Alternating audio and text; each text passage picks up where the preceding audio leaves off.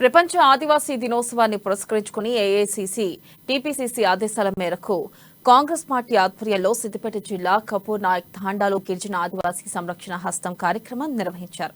ఇక ఈ కార్యక్రమంలో కరీంనగర్ మాజీ పార్లమెంట్ సభ్యులు పొన్నం ప్రభాకర్, హుస్నాబాద్ మాజీ శాసనసభ్యులు ప్రవీణ్ రెడ్డి పాల్గొన్నారు. గిరిజనులతో కలిసి భోజనం చేసి అనంతరం ఆటపాటలతో డాన్సులు చేశారు.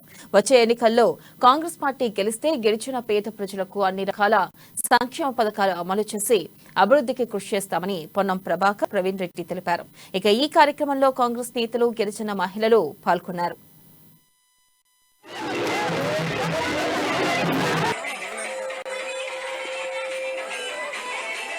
రాజశేఖర టైంలో మనము వచ్చిన తర్వాత ఈ రోజు మీకు పిల్లలు మీరు చదువుకునే వరకు వస్తారు అంటే చాలా మంది 10 చదివిండ్లు ఇక జాలు తీయని అనుకున్నారు. ఎందుకంటే మీదికి పోవాలంటే ఫీజులు కట్టాలి.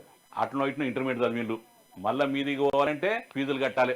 అంటే ఇది రాజశేఖర రెడ్డి కాంగ్రెస్ పార్టీ గ్రహించిన తర్వాత డిగ్రీ చేసినా గానీ, మీరు ఇంజనీరింగ్ చదివినా గానీ, మెడిసిన్ చదివినా గానీ పూర్తిగా ఫీ రీఎంబర్స్మెంట్ మనం చేయడం జరిగింది. అట్లా మన పిల్లలు ఇంజనీరింగ్ కానీ, మెడిసిన్ కానీ చదివింది అనేది మీతో గుర్తుకు తీసుకొస్తాను. చాలా మంది పిల్లలు మనకు ముందుకు పోవడం జరిగింది. ఈ చట్టం ఇప్పుడు ఈ ప్రభుత్వం ఏం చేస్తుంది, 10,000 ఎక్కడ ఆపింది. ఇప్పుడు ఆ 10,000 కంటే 10,000 మీకు ర్యాంక్ వస్తుంది దొరుకుతుంది. 10,000 దాటితే మీకు ఫీ వస్తలేదు. స్కాలర్షిప్ ఇచ్చే వరకు నెలలు ఏడాది గడుస్తా ఉన్నాయి. అట్లా కూడా ఇప్పుడు ఈ రోజు మనం మేనిఫెస్టో పెట్టుడు కూడా జరిగింది. ఫీ రియంబర్స్మెంట్ కానీ, స్కాలర్షిప్స్ కానీ రేపు మీరు సహకారం అందిస్తే రేపు 2023లో ఈ రోజు ఈ సంవత్సరంలో ఓట్లు వస్తున్నాయి. ఆ రోజు మీరు సహకారం అందించండి. మళ్ళీ తిరిగి ఫీ రియంబర్స్మెంట్ కానీ, స్కాలర్షిప్స్ కానీ ఆ విధంగా చేసుడు జరుగుతుందని కూడా మీతో మనవి చేస్తున్నాను. మీరు ఉన్నత చదువు వెళ్లేదానికి గిరిజనులకు